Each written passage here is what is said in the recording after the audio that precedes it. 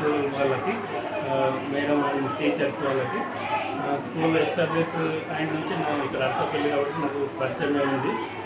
2011లో school establish అయింది. అప్పటి నుంచి కూడా పిల్లలకి స్టడీ బాగానే చెప్తున్నారు. కొద్దిగా ఇంప్రూవ్మెంట్ వస్తుంది. మా పిల్లల్ని కూడా ఇక్కడే చదివిస్తున్నాము మేము.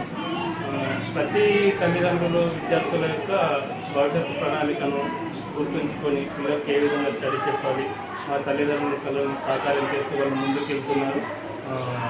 స్కూల్ వాళ్ళు, యాజమాన్యము, అలాగే టీచర్స్, స్టాఫ్ ప్లస్ ఇక్కడ ఆయాలు కానీ పిల్లల్ని ఆడిపించడంలో కానీ ప్రతి ఒక్కరిపైన కేర్ తీసుకుంటున్నారు.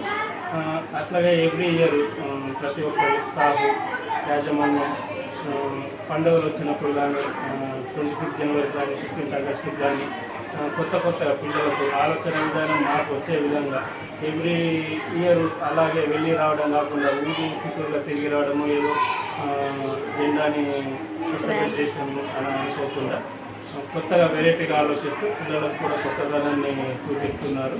పండుగలప్పుడు కూడా మన పండుగల విశిష్టాన్ని తెలియజేస్తున్నారు.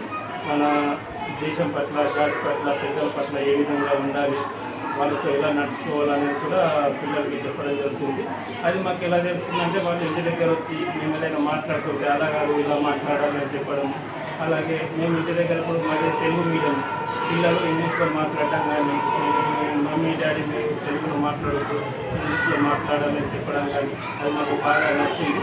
పిల్లలు చిన్నగా ఉన్న కానీ వాళ్ళకు ప్రతి ఒక్కటి మోటివేషన్ చేస్తూ ఇంగ్లీష్ కాన్వర్సేషన్ నేర్పిస్తూ చూడడానికి విలేజ్ వాతావరణం ఉంది. పెద్ద స్కూల్తో పోటీ పడుతూ చాలా బాగా నేర్పిస్తున్నారు. కాబట్టి స్కూల్ యాజమాన్యానికి ధన్యవాదాలు.